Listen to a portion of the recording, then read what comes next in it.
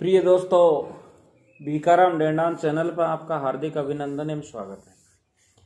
आज मैं आपको इस तरीका की एक वीडियो लेके आया हूं कि भगवान कृष्ण साक्षात पार ब्रह्म होते हुए भी शिशुपाल बार बार गलती करता रहा और भगवान कृष्ण उसे क्षमा करते रहे, उसे दंड क्यों नहीं देते थे। तो भगवान कृष्ण ने शिशुपाल की 100 गलतियां क्षमा करने का वरदान शिशुपाल की माता को दिया था। ये क्यों दिया? शिशुपाल की माता कौन थी और उसके पिता का नाम क्या था? ये 100 अपमान क्षमा करने के क्या कारण था? तो चलिए दोस्तों, इस विषय पे बात करते हैं। तो शिशुपाल है जो भगवान कृष्ण की बुआ का लड़का था। कहने का मतलब भगवान कृष्ण के पिता वसुदेव, उसकी बहन उसका लड़का था। तो वासुदेव की बहन थी सुतासुभा नाम की, जो चेदी राज के दागोस राजा के साथ में उनका संबंध कर दिया।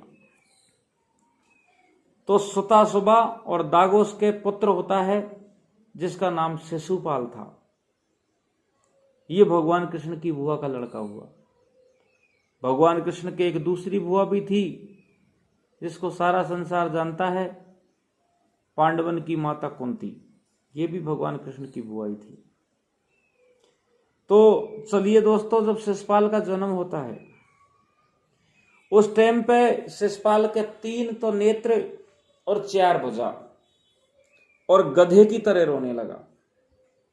तो माता पिता उससे घबरा कर और उसके पास में नहीं जाते और उसके परित्याग करने की सोचने लगे।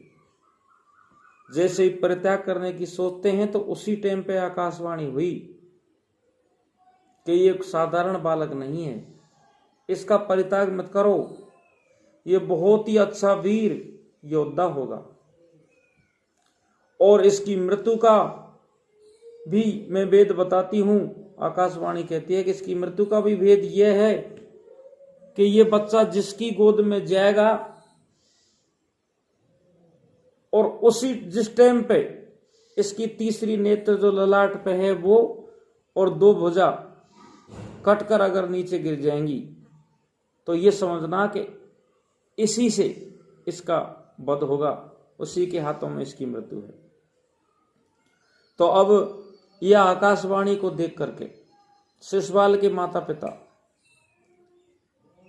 अनेकों वीर राजाओं को निमंत्रण देते हैं और उनके जन्म उत्सव पर आते हैं और बहुत सारे राजा भी सुनते हैं इस बात की चर्चा को, तो वो बिगर बुलाए भी आ जाते हैं। तो शिशुपाल के माता पिता बारी बारी से सभी वीरों की गोदी में शिशुपाल को देते, लेकिन कोई फर्क नहीं पड़ता। इस तरीका से देते रहे। एंड में जब भगवान कृष्ण का नंबर आता है, जो मामा का लड़का था, तो भगवान कृष्ण की गोद में जैसे ही उसको देते हैं तो उसकी दोनों भुजा और ललाट पे जो आंख थी वो तो लुप्त हो जाती है, दोनों भुजा कट के और जमीन पे गिर जाती हैं। कहने का मतलब 2 भुजा और 2 नेत्र रह जाते हैं। तो सारे राजा और शिशुपाल के माता पिता समझ जाते हैं कि कृष्ण के हाथ ये बालक की मृत्यु है। तो अब आप ये भी जानते हैं कि ऐसा माता पिता कौन है संसार में जो अपने पुत्र से प्रेम नहीं करता। तो अपनी माता को जैसे ही पता लगा कि मेरे पुत्र की मृत्यु मेरे भतीजा के हाथ में है, तो उससे माफी मांगती है, क्षमा करती है, प्रार्थना करती है और कहती है कि मेरे पुत्र चाहे कैसी भी गलती करे लेकिन इसको दंड मत देना, इसको मारना मत। तो उस टाइम पे भगवान कृष्ण कहते हैं कि मैं इसके 100 अपराधों को क्षमा करूंगा, ये मैं आपको बुआ जी वचन देता हूं। तो जब भगवान कृष्ण ने तो वचन दे दिए, इधर को शिशुपाल बड़ा हो गया और शिशुपाल को ये वचनों का पता लग गया। तो शिशुपाल बात बात पे भगवान कृष्ण का कालांतर में अपमान करते रहे। अब इस तरीका से अपमान करते करते एक बार तो चंदेलीगढ़ के राजा, ये चंदेलीगढ़ राजा और चेदीराज एक ही हैं, इधर को भगवान कृष्ण रुक्मणी से शादी करता है तो शिशुपाल भी रुक्मणी से शादी करने के लिए तैयार हो जाता है, क्योंकि रुक्मणी के भाई रुक्मी का ये परम मित्र था। तो इस तरीका से भुआ को तो वचन देता है और अब शिशुपाल अत्याचार करने लग जाता है। तो धीरे धीरे बात बात पे भगवान कृष्ण का अपमान करता रहा। एक दिन की बात है कि जरासंध नाम का राक्षस था, जिसका वध करके श्री कृष्ण, अर्जुन, भीम इंद्रप्रस्थ को लौट रहे थे। तब धर्मराज युधिष्ठिर ने एक राजसूय यज्ञ की तैयारी करवा दी। उस यज्ञ में ऋतिराज आचार्य होते हैं। यज्ञ में युधिष्ठिर ने भगवान वेदव्यास, भारद्वाज ऋषि, सनत, गौतम, असित, वशिष्ठ, चमन, कर्ण्यव, मैत्रेय, कर्ण्यव, विश्वामित्र, वामदेव, सुमति, जैमिनी, कृतु, पल, पाराशर, गर्ग, वैशपान अथवा कश्यप, धौम्य, परशुराम, शुक्राचार्य, आसुरी, वीतहोत्र, मधुदुंदा, वीरसेन, अकृतवर्ण आदि सभी को आमंत्रित किया। युधिष्ठिर ने एक बहुत बड़ा यज्ञ किया और अच्छे अच्छे ऋषि महर्षि सभी को आमंत्रित किया, बुलाया।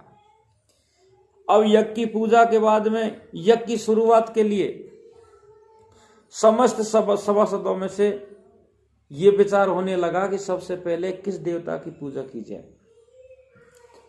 तब सहदेव जी उठकर बोले कि श्री कृष्ण ही सभी देवताओं के देव हैं, जिन्हें ब्रह्मा जी, शंकर जी भी पूजते हैं, उन्हीं को सबसे पहले पूजा जाए। पांडुपुत्र सहदेव के ये वचन सुनकर सभी ने उनके कथन का प्रशंसा की और उसके कथन की सराहना की, और भीम ने भी इस बात की अनुमति दी कि हाँ, ये बात बिल्कुल सत्य है। तब धर्मराज युधिष्ठिर ने शास्त्रोक्त विधि से भगवान श्री कृष्ण का पूजन आरंभ कर दिया। उसी टाइम पे ये शिशुपाल भी उसी सभा में मौजूद था। ये खड़ा हुआ और बोला, ये सभासदों सुनो, मुझे ऐसा प्रतीत हो रहा है कि काल के वश होकर के सभी की मति मारी गई। क्या इस बालक सहदेव से अधिक बुद्धिमान व्यक्ति इस सभा में कोई नहीं है, जो इस बालक की हाँ में हाँ मिलाकर अयोग्य व्यक्ति की पूजा स्वीकार कर ली?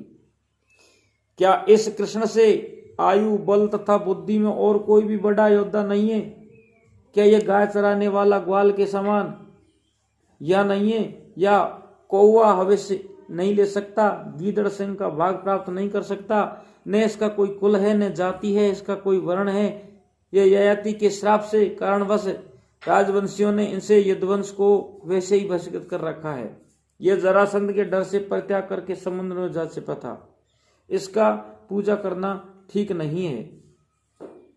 तो शिशुपाल इतनी बातों को कह करके भगवान कृष्ण को अपमानित करता है, गाली निकालता है।